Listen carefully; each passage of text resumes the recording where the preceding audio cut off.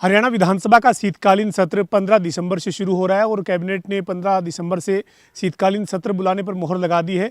लेकिन विपक्ष किन किन मुद्दों पर सरकार को घेरेगा और इसके साथ ही अन्य जो तमाम प्रदेश के मुद्दे हैं उन पर बातचीत करने के लिए मेरे साथ इनेलो नेता अभय सिंह चौटाला मौजूद है। सर, सरकार ने सेशन बुलाने के लिए कैबिनेट में मंजूरी दे दी है। आपकी क्या तैयारी है सर? किन किन मुद्दों पर किस तरीके से सरकार से जवाब मांगेंगे सर? सेशन है कहाँ? सेशन तो 3 सीटिंग है और वो भी 11 बजे से लेकर 4 बजे तक। उसमें घंटा क्वेश्चन आवर में निकल जाता है, 1 घंटा 0 आवर का निकल जाता है और कुछ समय जो है कोई छोटे मोटे बिल लेकर के आते हैं उसमें निकल जाता है। विधायक कब बोलेगा, कब अपनी बात रखेगा, कब प्रदेश के किसी मुद्दे पर चर्चा होगी, ये सिर्फ खाना पूर्ति है, ये दिखावा है कि हम सेशन बुला रहे हैं। हम इस दौरान जो कोई 3-4 महीने में बीच में जो कोई बातें उन पर चर्चा करेंगे। चर्चा नहीं है, इसमें टाइम फिक्स करेंगे। फिर आपका 2 मिनट का टाइम है, आपका 4 मिनट का टाइम है, आपका 5 मिनट का टाइम है। एमएलए जो है अपना काम छोड़ करके सेशन में आता है और 3 दिन में 2 मिनट बोलने को, 4 मिनट बोलने को मिलती है। क्या फ़ायदा उस सेशन का? क्यों समय बर्बाद कर रहे हैं? क्यों किसी के 4 दिन 6 दिन खराब कर रहे हैं? ये सिर्फ खाना पूर्ति है, कोई सेशन नहीं है। लेकिन आपके पास विपक्ष के तौर पर सर क्या क्या मुद्दे हैं? चूँकि आप सदन के बाहर तमाम मुद्दों पर सरकार पर सवाल उठाते हैं, तमाम मुद्दों को लेकर आप मीडिया के सामने जाते हैं, लोगों के बीच जाते हैं, तो कौन कौन से बड़े मुद्दे रहेंगे सर इस बार जिनको आप अलग अलग प्रस्तावों के माध्यम से उठाने का प्रयास करेंगे? काम रोको प्रस्ताव या फिर ध्यानाकर्षण प्रस्तावों के माध्यम से आप कौन कौन से बड़े मुद्दे हैं जिनको उठाएंगे सर? अब मैं अपनी तरफ से कॉलिंग दूंगा। अब उसमें से कितनी कॉलिंग मंजूर करते हैं ये भी तो हमारे स्पीकर पे डिपेंड करता है, सरकार पे डिपेंड करता है। जो ज़रूरी मुद्दे उनको छोड़ देते हैं, जिन पे ज़रूरत नहीं होती उन पे चर्चा हो जाती है कई बारी। सबसे बड़ा मुद्दा आज की डेट में धान का है। पहले तो किसान को बारिश की वजह से नुकसान हुआ, फिर उसने दोबारा धान की बुआई करी। पहली फसल का जो खर्चा लगा वो उसका जेब से भरना पड़ा। दूसरा, लेट हो गया। अब जो है सरकार ने खरीद बंद कर दी। अगर रेट कम हो जाएंगे कहाँ बेच के आएगा किसान? ये किसान का एक बहुत बड़ा इशू है। जो घोटाले हो रहे हैं धान में रोजाना, उनके लिए डिमांड करेंगे कि 9 वर्ष में जितना भी धान के ऊपर आपने नमी के नाम पे पैसा खाया उसके बारे में बताओ कि वो पैसा है कहाँ, किस एजेंसी के पास गया है। उसके अलावा जहरीली शराब का बहुत बड़ा इशू है। इनके कार्यकाल में कितने लोग जहरीली शराब से मरे अब तक, ये बहुत बड़ी संख्या है। इन्होंने उस पर क्या कार्रवाई करी? जो शराब घोटाले हुए उसकी जांच का क्या हुआ? उसी के साथ साथ लड़कियों का जो इशू है, जींद के अंदर जिस तरह से एक प्रिंसिपल ने बेटियों के साथ जो बदतमीजी करी, या लड़कियों जो शौचालय की, इससे बड़ी शर्म की बात क्या हो सकती है इस प्रदेश में? प्रधानमंत्री कहता है घर घर शौचालय, या स्कूल में शौचालय नहीं है, वो भी लड़कियों के स्कूल में नहीं है। ये कहते हैं बेटी बचाओ और बेटी पढ़ाओ। बेटियां कहाँ जाएगी, कैसे बचेगी, कैसे पढ़ेगी? जिस स्कूल में शौचालय नहीं होगा लड़कियों के लिए, माँ बाप क्यों भेजेंगे वहाँ लड़की को पढ़ने के लिए? इसके लिए मिनिस्टर को माफ़ी मांगनी चाहिए, इस्तीफा देना चाहिए। किस चीज़ का मिनिस्टर है? 4 वर्ष हो गए उसको इस महकमे में आए हुए, अब तक शौचालय नहीं बनवा सका। बातें बड़ी बड़ी करते हैं, हम डेस्क दे देंगे, हम फलानी चीज़ दे देंगे, बुक्स दे देंगे, मुफ्त पढ़ा देंगे कन्याओं को। तुम उनके लिए शौचालय तो बना दो, मुफ्त फिर पढ़ा लियो। वो तो है ही नहीं। केवल चुनाव का ईयर है इसलिए इस किस्म की घोषणाएं हैं। ये बहुत बड़ा इशू है, इस पर चर्चा करेंगे। उसके अलावा जो बेरोजगार युवकों के साथ धोखाधड़ी हो रही है, 75% आरक्षण कर रहे थे, कितने लंबे समय से इस चीज़ का राग अलाप रहे थे, हम देंगे, हर हालत में देंगे, हमने दे दिया। कितनी बड़ी बड़ी झूठ बोली थी।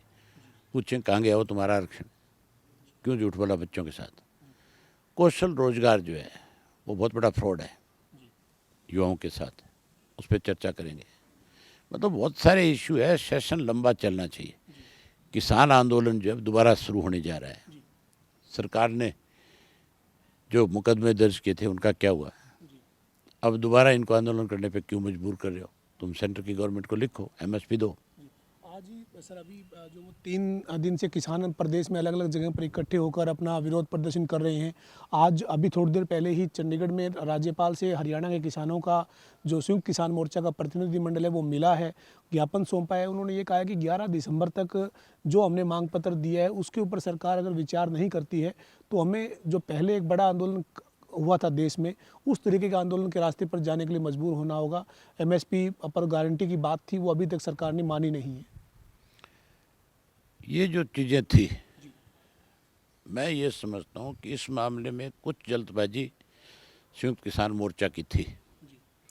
जब प्रधानमंत्री ने 3 काले कानून वापस लिए थे, दबाव में लिए थे, उनको इस बात का एहसास हो गया था कि अगर कानून वापस नहीं लोगे तो किसान मर तो सकता है, आंदोलन ख़त्म करके घर वापसी नहीं करेगा। तो उस वक़्त क्यों संयुक्त मोर्चे ने उस आंदोलन को समाप्त कराया? तब क्यों नहीं लिखित रूप में उनसे ये लिया कि भी एमएसपी का कानून बनेगा?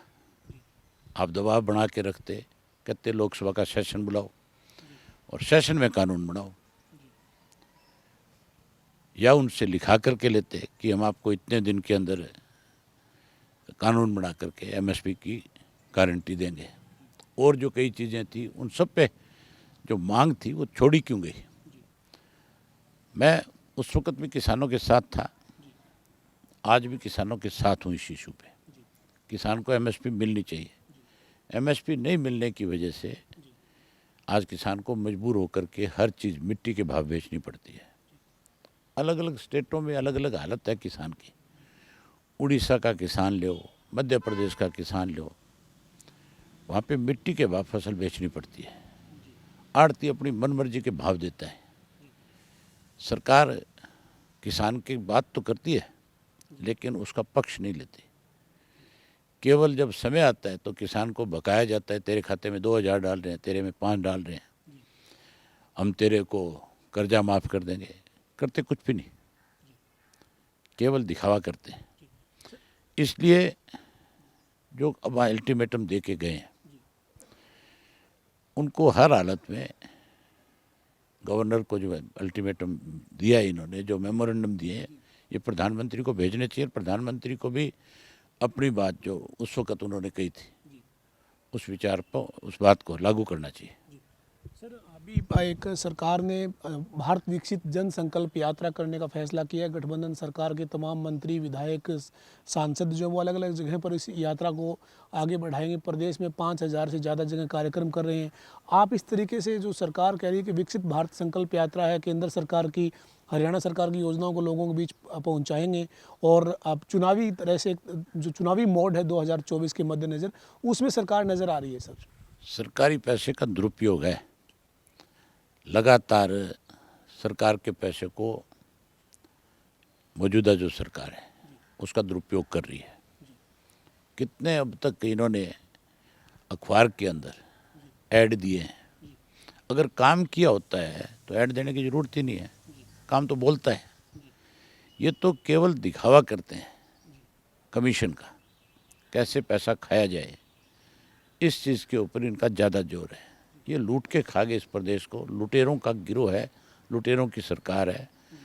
इसकी आड़ में भी विकसित भारत के नाम पे भी ये जो है पैसा खाएंगे।